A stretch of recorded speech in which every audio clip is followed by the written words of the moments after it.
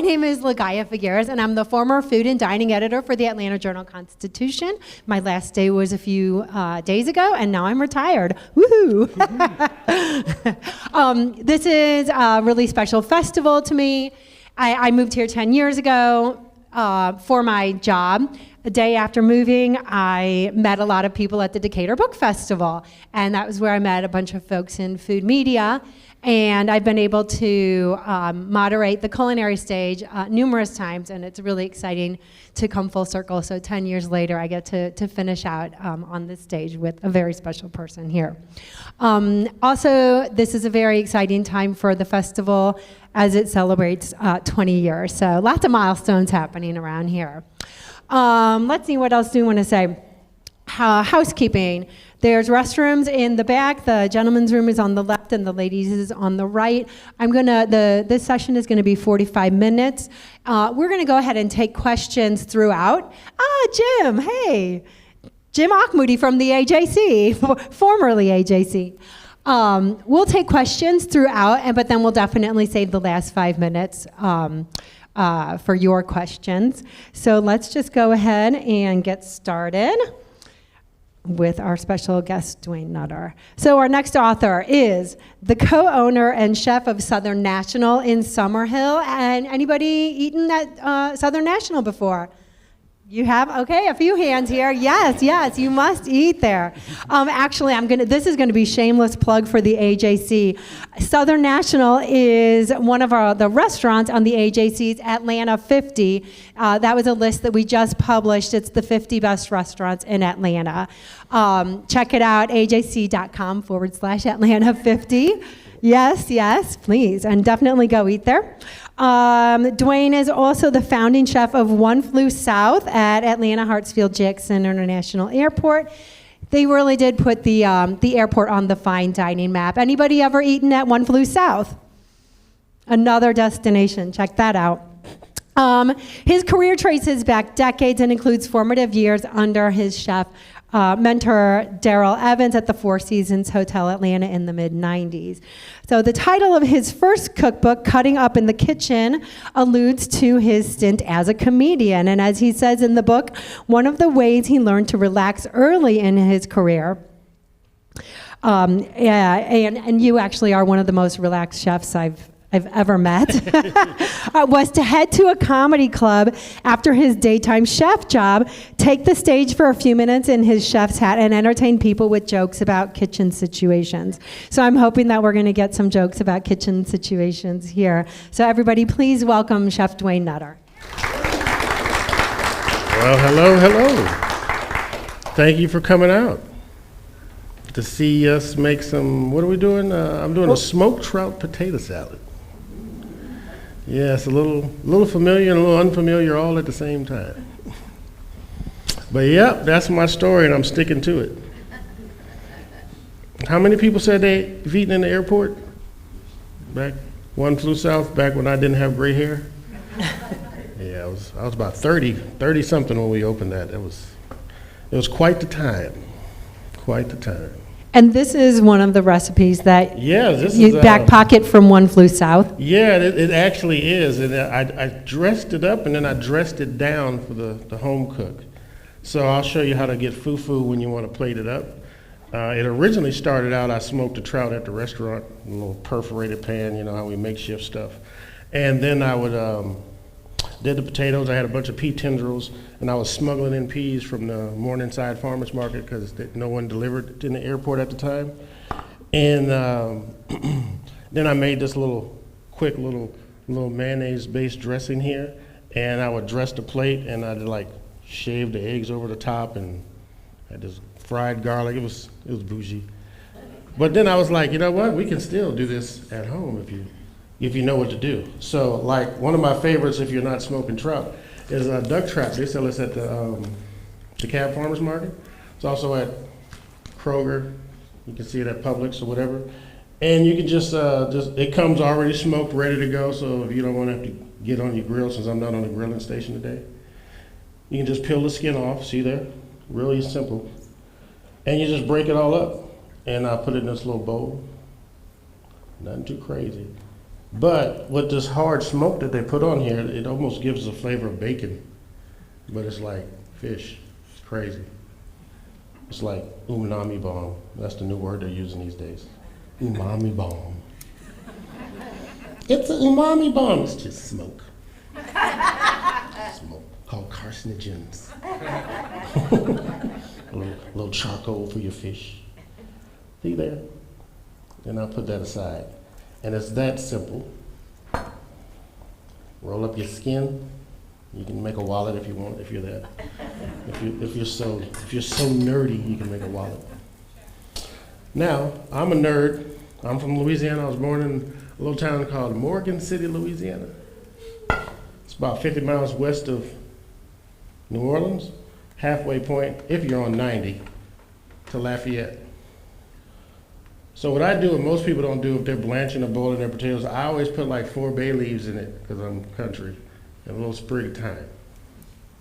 That's the secret to my boiled potatoes. So then you get some flavor all the way through your salad instead of just the seasoning that you put on top, because you can really taste the difference, because these guys are kind of like sponges. So they'll soak up the water. The water doesn't taste like anything. It's going to just taste like water. But if you season that water with whatever you like, that's key, I think. And that's a secret. But don't tell nobody else. Now, this situation here, it's a basic buttermilk situation.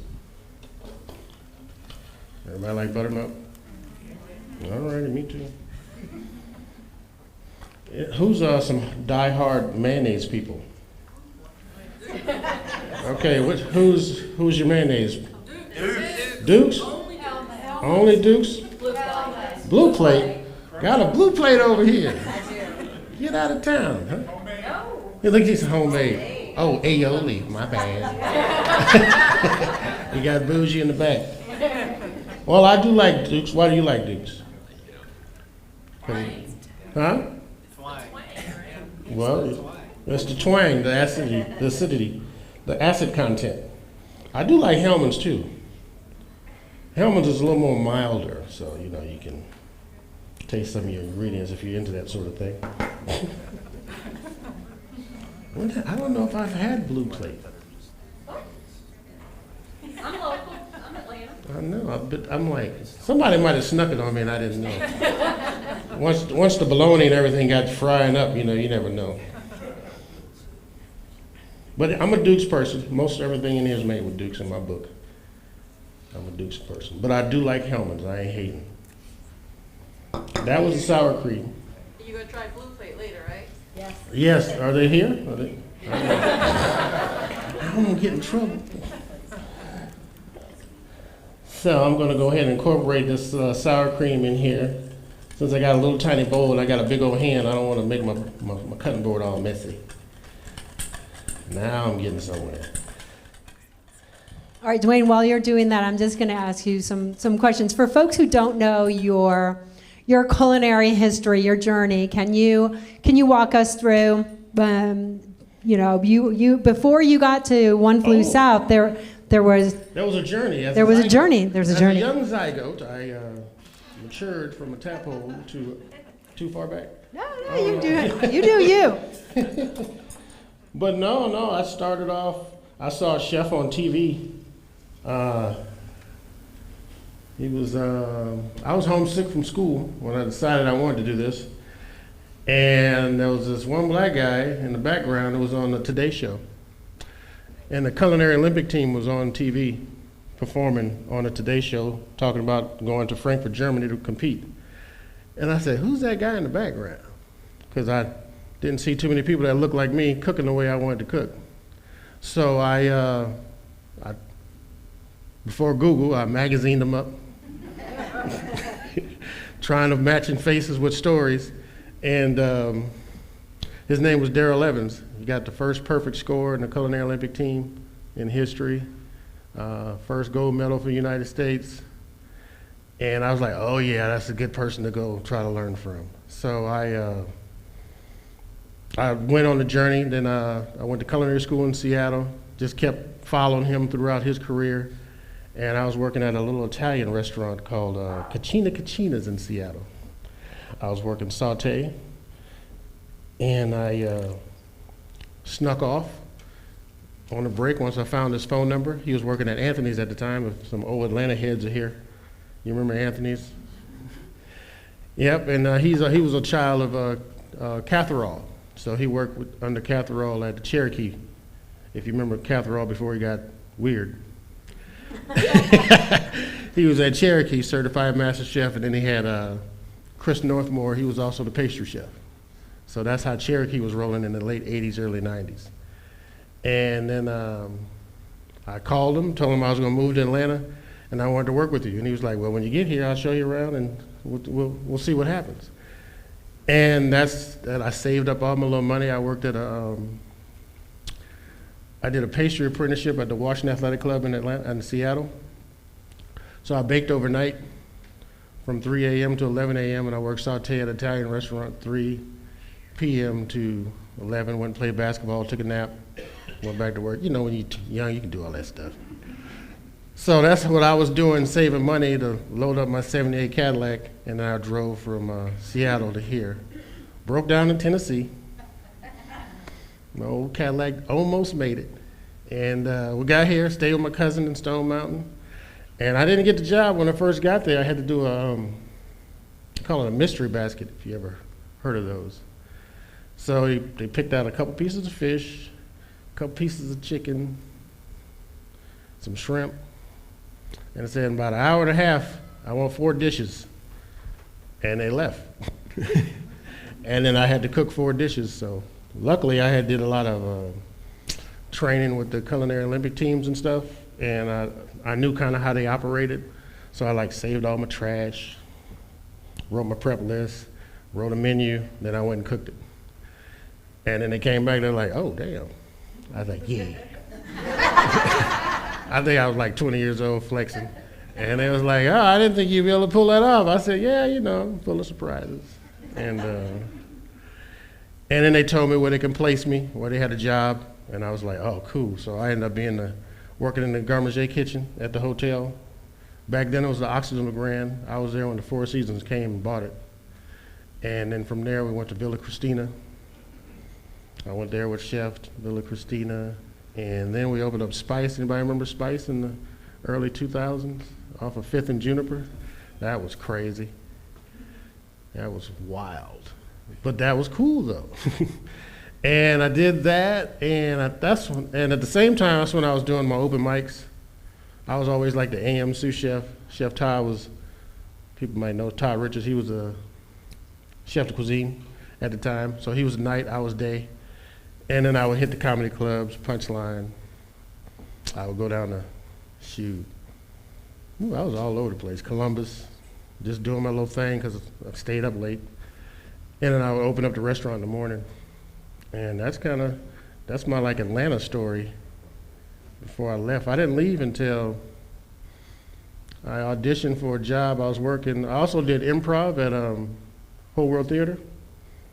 And one of my buddies there, Michael King, he worked at a marketing company. We came up with this idea for the National Peanut Board, peanuts. And they needed somebody funny who could cook. So we came up with this whole traveling kitchen thing, and I was doing these demos, and because I wanted to break out of the kitchen anyway. And then I left the kitchen for 4 years, and that's when I was doing comedy on the road with the Peanut Board. And then I would book my little open mic, do my morning show with the local TV, cooking demo, start finish line, March of Dimes parades, and all that stuff. And then I did that for 4 years, and I was like, yeah, I'm ready to get back in the kitchen. And then I ended up at the Ritz-Carlton in Palm Beach. And Todd needed help, so he pulled me out of retirement because I was talking to some Comedy Central folks, so I was leaning toward New York. And I was like, yeah, I'm gonna do this funny stuff. But I don't know, the kitchen just kept calling me, so I figured I can be silly in the kitchen. And that's my story. From there, it's a weird story as a chef. So from Palm Beach, we went to garlic powder. Palm Beach, we went to Silbach Hilton. So back then we was what? The only African-American chefs running a 5-diamond restaurant in the United States, I guess in the world at that time, because you had AAA, then you had Mobile. And Mobile went bankrupt. They didn't figure out what Michelin figured out, how to stay in the game. And because they were like our Michelin here in the United States. I think it was like 2004-ish, they kind of disappeared. So there we was, just 5-diamond folks. And I worked there for 6 years, I think 6, until the opportunity at Atlanta Airport came up. They thought we were crazy, career suicide. And then we went there and changed the game. And here I am, all gray-haired up from all of that traveling. I think what really makes this dressing really delicious is the cayenne pepper, because I'm from Louisiana. Okay, so one of the questions I had for you, because this particular recipe comes from One Flew South, and there's a few others in the book that are also One Flew South origin. Mm-hmm. Folks, has anybody ever had, well, for the folks who have eaten at One Flew South, the mussels and collards, have you had that before? Mm-hmm. Can you tell them the story on that? So it comes from One Flew South. It's one of my favorite dishes, and I just love the origin story. It's a crazy little situation of me trying to, make it all make sense in this airport. And it was, it had a bunch of iterations. It was like, anybody had Kush when you break up your stale cornbread in the buttermilk and syrup? And I did something like that with some green lip mussels. Just didn't hit right. With some edamame, wasn't feeling it. And then I said, how can I get pot liquors? I need to get pot liquors, 2 different pot liquors to get together. That was the brainchild of me being creative. And how can I get some collard green pot liquor to taste good with another seafood pot liquor? Oh, mussels. Clams didn't hit right. Mussels gave off the right flavor. So then I switched up my little collard green recipe to kind of complement the mussels. So there's a lot of coriander and ginger in my collard green recipe, garlic and shallots. Still do the bacon, still have a little hit of vinegar in there. And then so that comes all together and it makes its own thing. And then I sauteed some shiitake mushrooms and got real hard caramelization on them, and then hit the pot liquor in there, then the mussels. Finish it with a little hot sauce, a little butter, just a touch of lemon juice, salt, pepper. Now we have something different. So the 2 pot liquors came together, and I've been known for that since 2008. Well, one of the things that you told me about it when we've spoken about that dish before is the airport is this melting pot of everybody in humanity is going through there, and that it would be a dish that could speak to both Northerners and Southerners. And Southerners, yeah, it was. And I was always trying to do that. I always felt like I had to speak for the entire Southeast because of the way the airport was. So I kind of always did something that was specifically from Charleston, something was Virginia, and then also I had to do something that was from me because I'm Duane. I'm in here working every day, so why not? So that was it was a purpose to get that juxtaposed. It was and then in the compassing of representing the Southeast, I also had to represent the United States because I was on the international concourse. So I had to keep that in mind too, because a lot of people won't. Okay, I'm gonna give you a burger, but I'm looking at the flights that's coming in. I had Air Korea, I had Lufthansa, I had Germany, and so then you got, okay, I can do caviar. Once Spirit came, I went straight to meatloaf. So I was like, no more foie gras torchons. I gotta flip the script. So that was kind of like, that was the weird thing about watching the concourse and seeing the people coming through. And then the airlines that would change. And then I was like, okay, I got to change the menu based on my population in the hallway, which is strange. Kept me on my toes at least. So that's my story. All right. What you got? Well, I wanted to ask you a question about something that you say a lot, and that is you describe the food at Southern National, but I would say it's your food in general. It's Southern in feel, national in flavor. Oh yeah, my Tell little us tagline. tell us what you mean by that. Well, I try to keep the pretension out of it as much as I can, because sometimes us chefs we get, you've seen them. They're plucking flowers and tweezers are flying all over the place. They're saying all these damn words. You're like, what is going on? It's just potato salad. So I try to, that's always something you got to fight in your creativity, because we do this stuff all the time and the person we're trying to feed don't necessarily do this all the time. So we got to kind of speak to the audience and quit trying to outthink the audience. And usually they're just cooking for other chefs. Yeah, I got to see what they doing down the street. And then the dude in the dining room's like, this is awful. So that's always a tug of war with the creative part of being a chef, is you gotta make sure you feed the people, because that's why you're there. And you can show off somewhere else, some crazy event, somebody fly you somewhere. That's what I say. Don't always show off in front of everybody. A lot of people don't give a darn. So how did your book deal come about? It was funny. None of the typical publishing people wasn't really interested in my little book. All of a sudden, I find a publishing house that write comedy. They was like, oh, this is brilliant. We do cookbooks and humor books. So yeah, I actually just wanted to get my story and actually Chef Evan's story down as well, since he passed away. So I felt that was important that I had to get that out. So I don't know I think one of his sons is, he's in the development real estate stuff, so he wasn't gonna write a cookbook about his dad. So I had to. That's what I figured. He was my culinary dad, so I had to do it.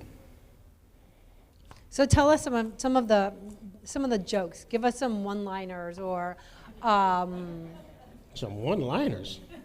or else tell us some of the kitchen the funny kitchen stuff that you I'll say the used funniest thing that happened to me recently was somebody asked me why did I go to Mobile to open a restaurant? And I said, well, I stopped for gas on my way to New Orleans, as you normally do, stop for gas in Mobile. And I saw a Tesla with a gun rack. I was like, wow, the demographics are changing. So that's how I ended up there. I chopped up a little shallot. I sliced the shallot, put the potatoes in there, and then I'm gonna put my little, my little picked trout. I'm gonna eat that off camera. That's a little something for me. And now I'm gonna chop some dill and some mint and some Italian parsley.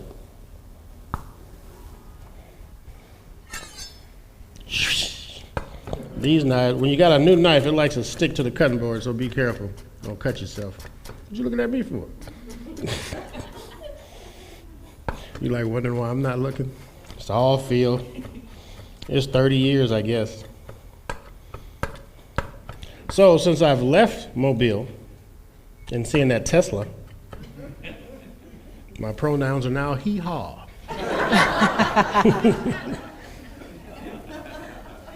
I won't charge you for that one. That's one of my new ones, thinking about my past, what to do with. A little oil,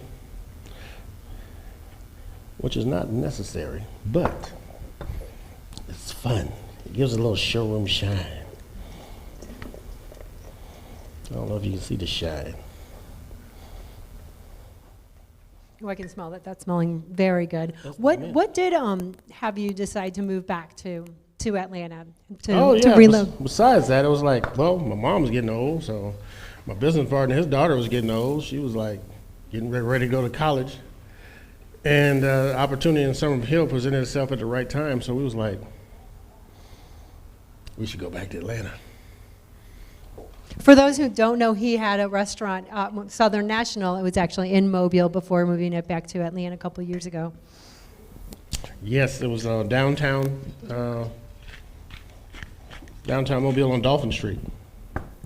Going back a few steps, why did you add the olive oil if you're going to add mayonnaise at the end? What I like to do is, because I'm going to show you two different plates up, that's why I said it wasn't necessarily necessary, but it's actually really good.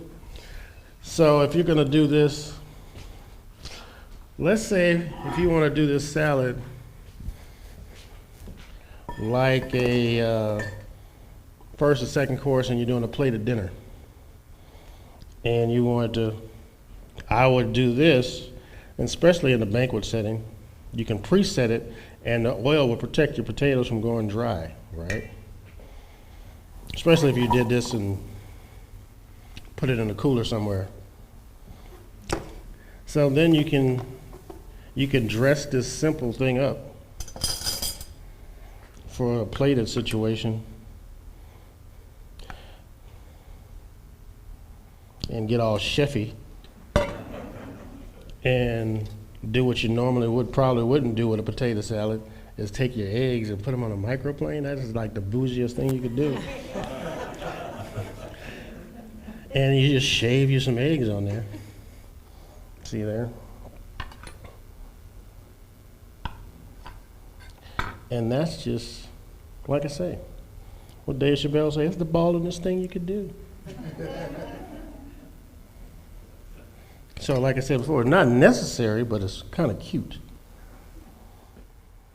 Are there a lot of recipes in the book that you had to tweak to make work for the home kitchen, or how much variation is there between what we would see at Southern National versus what we're cooking out of at home?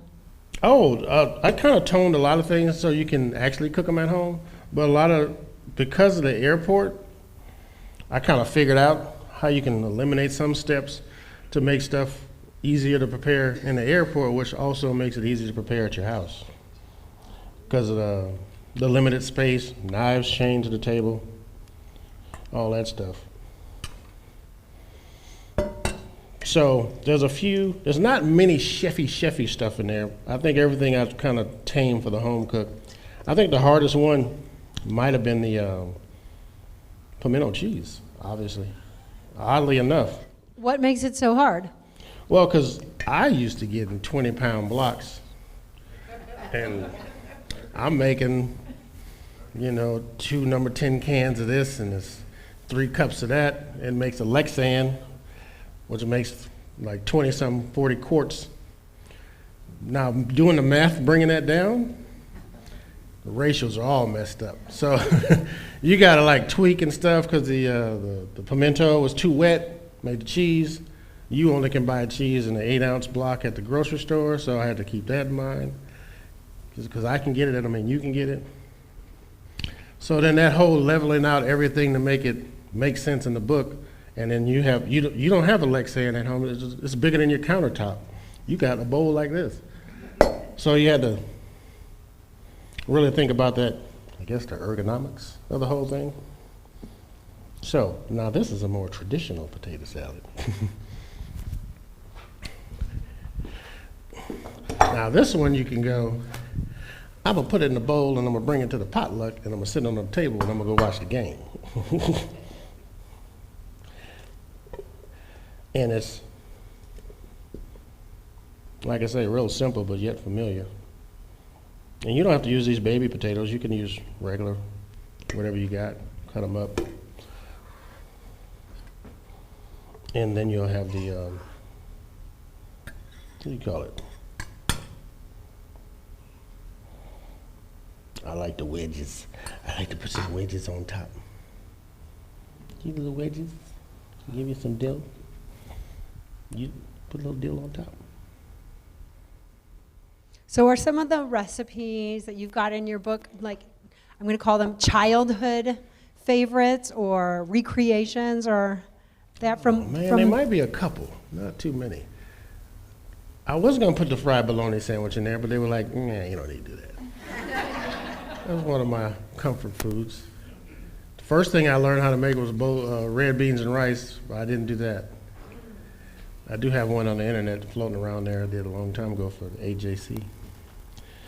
It's still out there. Red beans and rice if you Google me. No, that's about it. There's a lot of my first in there. And a lot of inspirations from different, like my close friend's aunt used to make this cheesecake. Man, I'm trying to chase her cheesecake. So I wrote about her in the acknowledgments. But I do like a cheesecake flan in the book, which is kind of like me giving her a high five. And it's like sweet condensed milk, kind of make it like a flan, but it's a cheesecake. I got the cream cheese in it, a few eggs, and then I kind of make it in a little tin, a little 4-ounce cup, and pop it out. But I don't put sugar and stuff in the bottom. I kind of let the sauce pretend like it's but you can easily do that. But it's a real simple, sweet condensed milk, eggs, cheese, vanilla, pinch of salt, whatever else you want, nutmeg or cinnamon. Boop. Oh, double boiler, let it ride. If there's like one recipe in the whole book that is the most meaning for you, what would it be? The most meaningful recipe in there?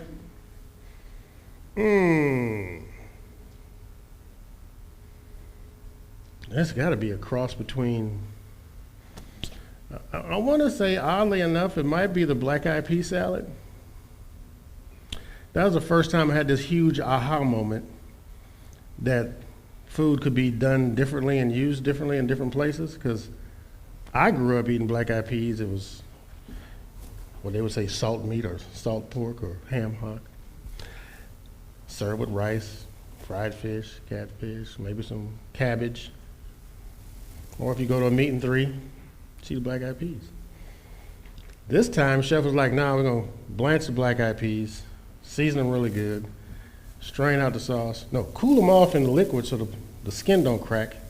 The next day, we're going to use them and put them on a salad with some goat cheese and a balsamic vinegar dressing. And I was like, black eyed peas? And so I was like 20 years old, and I was like, like, you can do that with black eyed peas? It don't just have to be with catfish and fried shrimp. So that was my brain going, okay, now I can do something different in this cooking world that I didn't think you could do. So it's the salad, not the steak. Everybody look at me like, why is he always eating salads? I don't know. I just like salad. That's everything on here, yeah. I guess I'm gonna see what it tastes like. Anybody got any questions?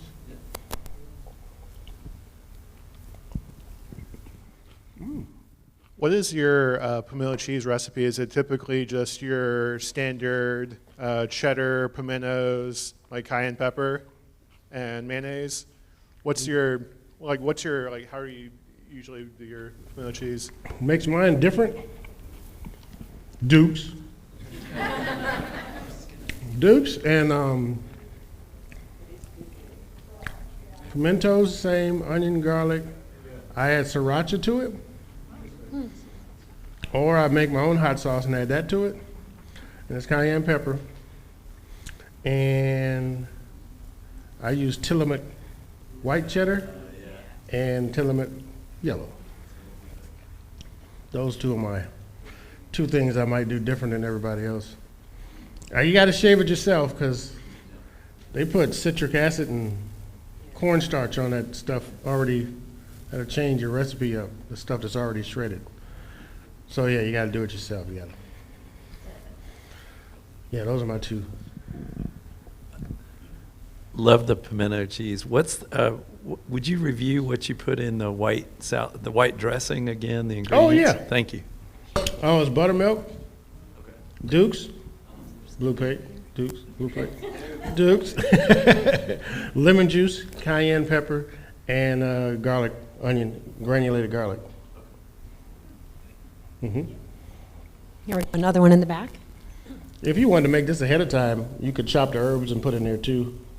And then like the next day or a couple days later, if you want to do the potato salad, just mix it all. I know some recipes call for onion and then others shallot. Do you know like really what makes the difference there? Mildness. The shallot is more mild for me. not as sharp. And if you got a shallot that's like brand new, real fresh from the earth, you might want to put in a little water to calm it down a little bit, a little ice water, then go in. I do like red onions for this versus, white onion is more mellow than a yellow onion because I still like to taste the herbs and all that. Was there another question? I will just pepper you with more. You're back at the airport now with Southern National Marketplace, right? Yeah, back in the airport on Concourse T. Okay. I'm on T. I'm on the new expansion on T, and it's actually got a little pizza situation in there, and a bunch of sandwiches and neck pillows, you know. Yeah, you know, you got to do all the stuff they tell you you got to do. You got to have water, you got to have the neck pillows, you got to have all that. Tell us a little bit about, I find the security situation fascinating when it comes to dining at the airport. How does it work? I mean, I've heard these stories about, your knives, for example, and getting through. Tell us some of the inside stuff. Knives are chained, and they audit your knives. They come count them, just like the health department. They have a knife auditor. And is that really what they call the person? no, that's what I call them, because sometimes it's the same person. It's like, because you have the city health department that does the regular health department stuff, but then you have the on-property airport health department on top of the person that counts the knives. Chain. Explain that with the chain. Well, it doesn't have to be a chain. Those are hard to clean. So I had to get the polyurethane metal thing coated so I can sanitize it. And then I had to figure out how to get the right one so people won't cut their hands when the thread comes undone. That was a process. And the little Home Depot clamps, they work really well if you guys get into a situation where you need to chain your knives down. These are the things you need to do. So did it change to the counter? Yes, they're very safe for the passenger, very dangerous for cooks. Yeah. I like one time I bought a whole, it was a striped bass. Striped bass was on sale. I was like, yeah, I'm all excited. And that's when I realized I had to do some illegal cutting. Because the chain wasn't long enough because the fish was damn near bigger than the table. And I couldn't get all the way through it without messing up the flesh. So I had to go in my secret stash I had in the ceiling. I had a bunch of knives in the drop ceiling. And I said, yeah, I almost forgot about my stash. And then I continued to fillet the fish. Then someone tells on me, some new cook, oh, if you're counting the knives, don't forget the ones in the ceiling. This guy's fired. Trying to get us all fined. So yeah, once you know the rules, you can know how to play around with them a little bit. So, if you wanted a striped bass, wild. Yeah, that was a crazy moment. The thing slipped, cut my leg. And then that's when I started sneaking knives. You mentioned when you were in the airport that you were adjust your menu to the people that were walking around in the hallway. Were there any regional or international cuisines that you found really matched well with your style? I would say mostly the Asian stuff, since I was raised in Seattle. So I felt real comfortable in that southern thing. And then, finding out that the soybean and the black-eyed pea is a cousin. So then I was like, I really got crazy. Once I started doing that research and stuff, and then I can start putting stuff together in odd combinations once you learn the DNA of certain items. So yeah, that was, anytime I played around in that area, because of me growing up in Seattle, looking at little ducks hanging, Peking ducks and all that stuff, eating sour plums running down the street. Since we're on the topic of the airport, how do you think it has changed since One Flew South, when your time there, and, 15 years plus later? It is weird going to different airports and seeing stuff you started in different places. And I'm like, damn. Like I was in New York. It was like this French brasserie. I think I landed in LaGuardia. And I'm looking at these still life plates, and I know for a fact that that little one is $32 a plate. They got the whole thing in there. They're selling croque madams and all this stuff, and I'm like, this, before me, this would have never happened. They saw that it was possible, so different CEOs of different airports would always come eat at the restaurant and then find out, oh, it can be done, and the next thing you know, you see our same chairs in Texas. And then you start seeing the guy that you used to design your restaurant, all of a sudden he said, hey man, they're calling me in Texas, I gotta go design something. So I'm like, I see what's happening here. So yeah, being that first stone and seeing the ripple effect when I fly places is kind of weird. Kind of cool at the same time. I'm like, I can't even get them plates. And I know how much they cost because I want to try to get some. I gotta wait. And nice. But yeah, food was good too. I was like, okay, what's up, OTG? What else you got? All right, we have time for one more question. Yeah. Well, we can take pizza right now. Winner. Thanks much. I'm going to go to Southern National for dinner for the first time tonight. Oh, cool. Where would you steer me on the menu? Probably the salmon. Oddly enough, that's my new one. So I got this little pastrami salmon. I was eating a corned beef sandwich the other day. And about 3 weeks later, I said, you know what? I need to do this. So I have this little celery root puree with some potatoes. Got some rutabagas because everybody's scared of rutabagas, so I'm going to feed you rutabagas because you guys are scared of them. And then couscous. It's a big old crazy looking root vegetable. And it has, it's kind of like purple and yellow on the outside. They cover the wax so it lasts forever. And when you boil them down, they're kind of really sweet. I dice them up with some potatoes, make it like a little hash. And then it has a little ginger, coriander, black pepper, all the things you'd put on pastrami, right on the top of the salmon, right in the oven. That's a new one. That one's been flying out of there. I don't know why. I think that's so weird. All right, last question here. And a short rib is good too. Hey, so Chef Nutter, so what's next for you? What's next? Oh man, besides a nap. A little more long term.